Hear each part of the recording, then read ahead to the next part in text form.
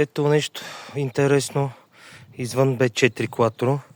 Просто днеска не успях да ви направя клипче да видите колко е крив носач. Ето тук в ферозата спря BMW. Виждате вратата.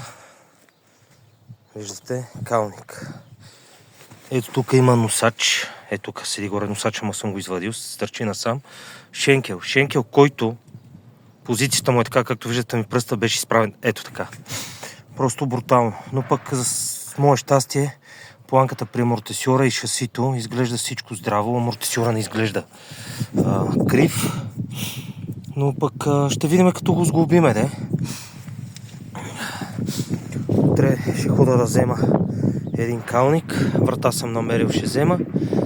И предстои разглобяване, пасване. Разбира се, ще направим и някое друго клипче на тази красива фероза. Беше много хубава. Ама случват се такива неща, да има здраве и късмет за всички. И това е спайк вляво долу.